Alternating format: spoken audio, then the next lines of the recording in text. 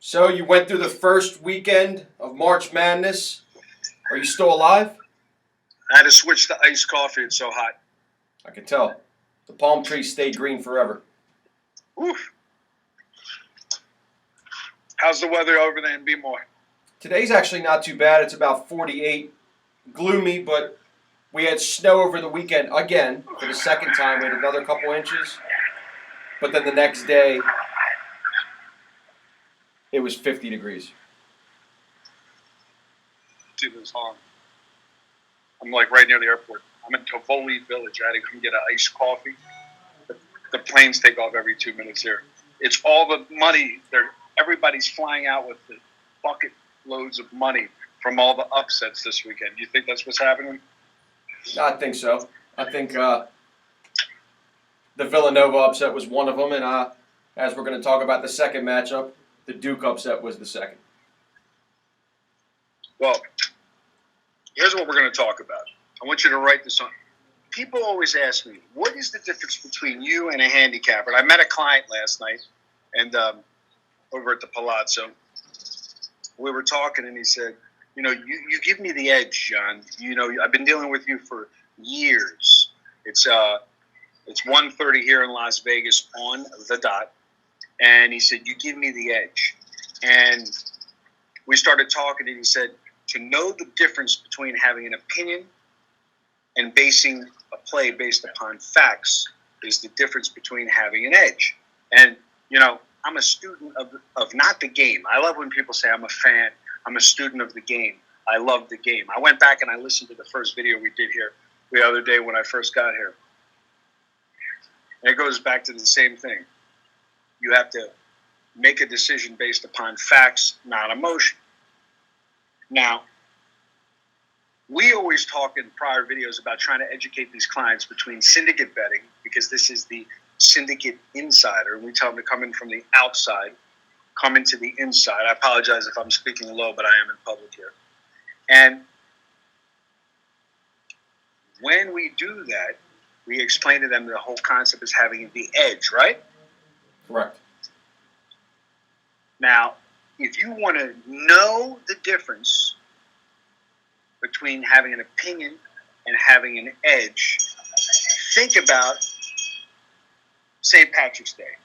A client called me up and he said on St. Patrick's Day, I bet Michigan here in Vegas. And I lost on a three-pointer at the buzzer. And he bet the other side.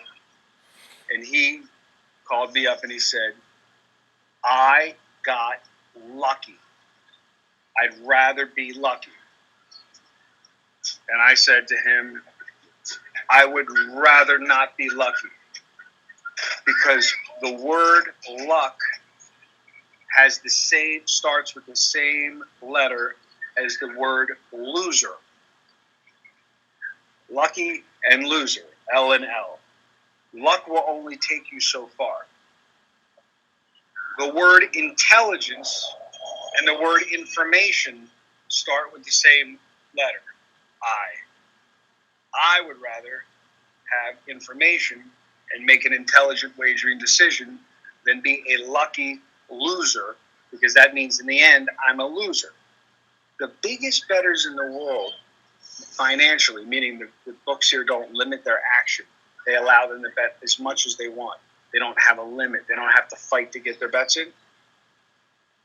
And they brag on social media. They brag on Twitter. They know who they are. And they only show their winning tickets and talk about their winners. They don't go on the radio like I do with you tomorrow. And we'll talk about games like Michigan losing with a three-point buzzer. Why are they able to bet as much as they want, Mike? Because they're losers. Right. They're net losers. The book is keeping a record of every wager they make. They know exactly if they're up. They know exactly if they're down. And if they're up, they're going to limit their bets. The sharps that I know that were pounding Arkansas yesterday at 12.5 at Caesars, and then I walked across the street and it was down to 11. They couldn't get in anything they wanted on Arkansas when the line dropped 1.5 in 20 minutes. They could only get a $500 bet in at Caesars.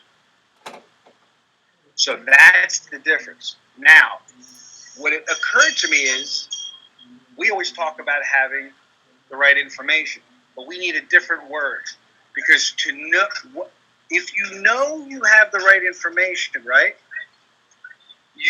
Then you can have an edge, right? And it hit me last night when I was with my client. So write this on the board. To know,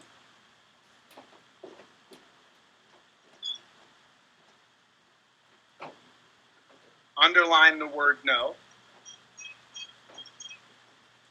is to have an edge. You got to go under. You're going to block. Nobody can see that because of the camera, unless you move the camera. So all that is off camera. Nobody can see. After the IS, it's all off camera. Nobody it's can all see there. that. Unless, I'm sorry? I can see it. I'm the one recording the screen. I can see it. You just can't see it because we're in real time. This is a real conversation that we're having. You just can't see it on your camera from across Okay. the United States. So, underline the word edge.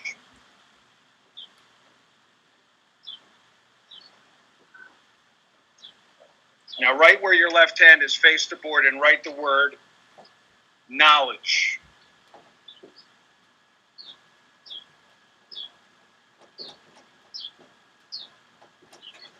And it hit me.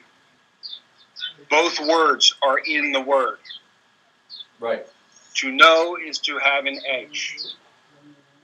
Knowledge. Know and edge with the L in between. The loser, the L separates. The L separates the difference between the winners and the losers. I like that. So you got one word in the English language that separates the difference between edge betting, edge percentage. It hit me last night when I was talking to this client. One word, not lock, not game of the year, not game of the month. To know is to have an edge. If you know that the line that you're playing in is the right line, and you know that you shouldn't lay 3.5 on that basketball game because the line is really 3, buy it down or take the dog, or die it down to 2.5 and take the 3.5. You have an edge. If you know that Arkansas should be getting 6 and they're getting 12, and they bang it down to 11, grab more at plus 11. To know is to have an edge. If you know the Toronto Raptors are at home and they're -3 and they should be laying 8, you lay them all the way up to 8. To know is to have an edge. To know that the biggest, most successful sports bettors in the world make their fortunes in the season that has not even begun, MLB, 3 weeks away, is to have an edge. To know that if you're underfunded and you think you're going to walk into a casino behind me or up the street, I'm next to the Mandalay Bay right here, and bet $500 and try to take it to $50,000, you don't have an edge. To know that if you have a local bookmaker and you're working on credit and you call Mike and you say, my man gives me a $5 a week credit line, which is 20 dimes a month, and you think that you're going to pay $25, $7, $9, $10 for a hot pick or $150 a month, you have no edge. Because you're more worried about the fees of getting the right information than you are making big money. It is literally in the English language in one word. What do you think of that, Mike?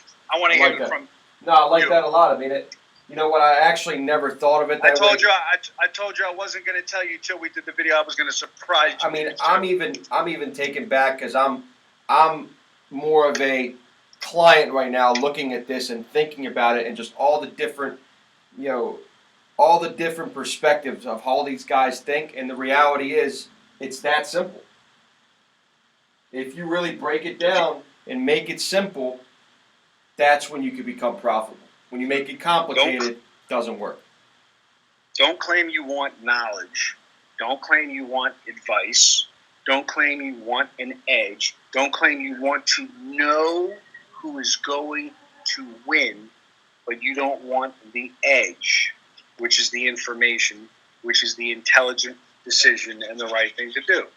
If you just want to be lucky and win a game with a 3-point bank shot at the buzzer, that is only going to take you so far. So, again, some videos I can be yelling and I can be screaming, and there's a place for that. But if you want to get serious and understand how big players make big money and why guys like me listen, everybody I say in every video has a right to make a living. You will see guys defecate from their lips on quote-unquote podcasts. You will see guys who even attempt to be bearded. They wish they could grow a beard like this in their videos. You will see imitation is the sincerest form of flattery. I implore you, like I said in my last video, to understand. For now decades and years, I walk into these coffee shops. They go, "Hey, you're back. It's been 3 weeks already?" I am more of a local in this state than I am in my hometown, because that's how it should be, where there's no gaming. I literally, as you know this, was sitting down at Caesars. Keith, nice to meet you, Keith, again. Thank you for waking me out of my nap. I appreciate it. I really appreciate that. Keith, my man Keith and his ticket broker friend. I literally had to leave the book. I laid back. Keith's laughing right now. He was waiting, I'm sure, to hear his name mentioned. And I was laying back.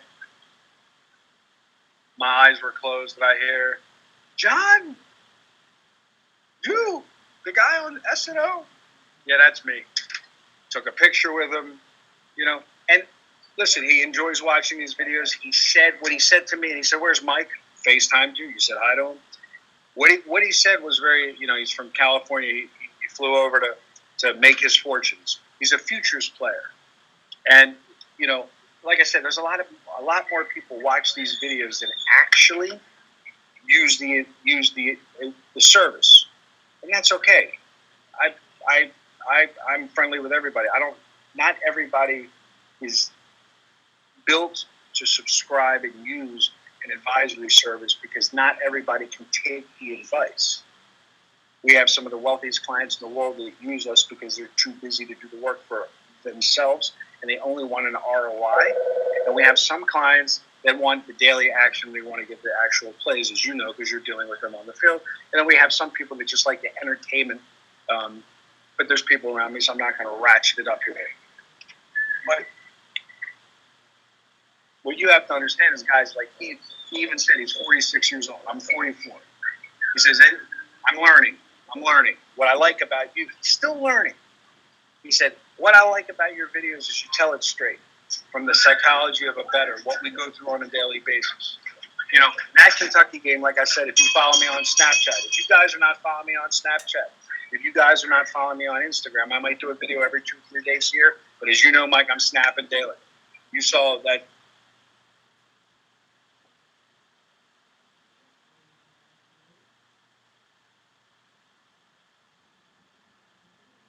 We're having a little bit of technical difficulties. As you can see, it's frozen, and we're not getting too much of a good reception out there. But the bottom line is, we're going into baseball season. We're really trying to make it profitable. If you haven't watched our video reports and interviews from last year, for who we actually show you how to be a profitable entity during the entire baseball season, it is the longest season. Check us out. Call me at the office. I'll take the calls, and then we'll go from there. But don't let March, or what you did prior to using anybody or playing on your own, decide your fate going into baseball and into the summer. Good day and good luck.